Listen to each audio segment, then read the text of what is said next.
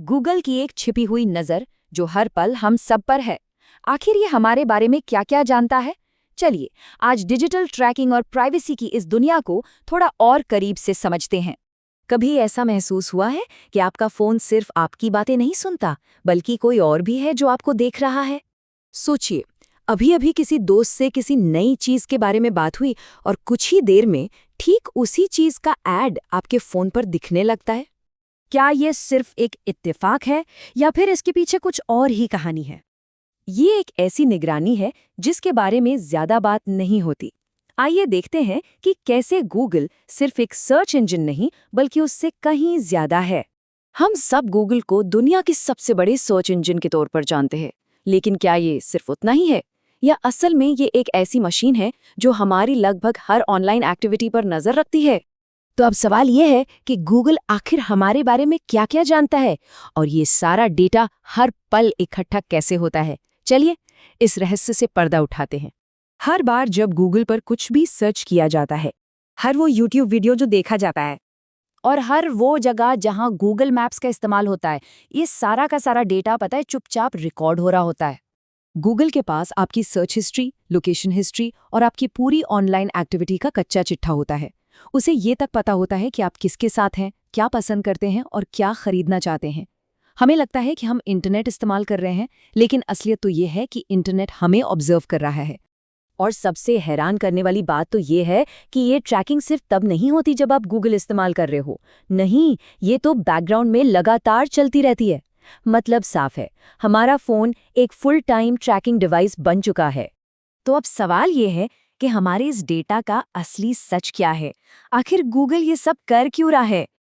आखिर गूगल को हमारी इतनी सारी जानकारी की जरूरत क्या है? जवाब बहुत सिंपल है, पैसा। देखिए, हमारे डेटा का इस्तेमाल करके गूगल कंपनियों को बिल्कुल सटीक एड्स दिखाने में मदद करता है।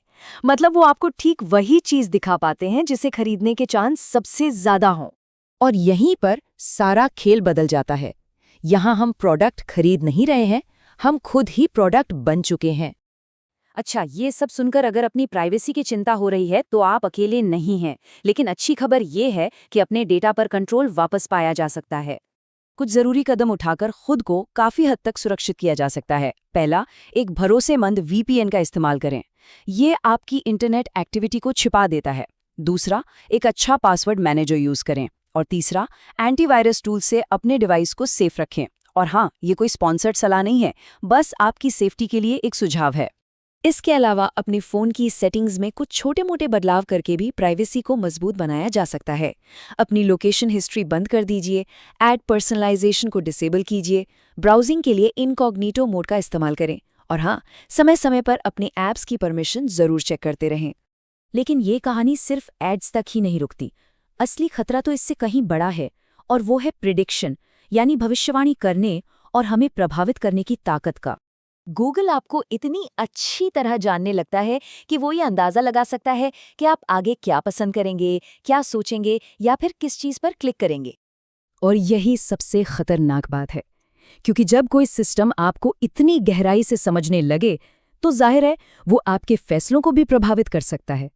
तो सवाल घूम फिर कर फिर वहीं आ जाता है, क्या हम अब भी सुरक्षित हैं या फिर कोई है जो हमें हर पल, हर समय देख रहा है?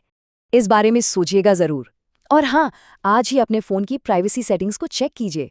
ऐसे ही और छिपे हुए सच जानने के लिए हमारे साथ जुड़े रहिएगा।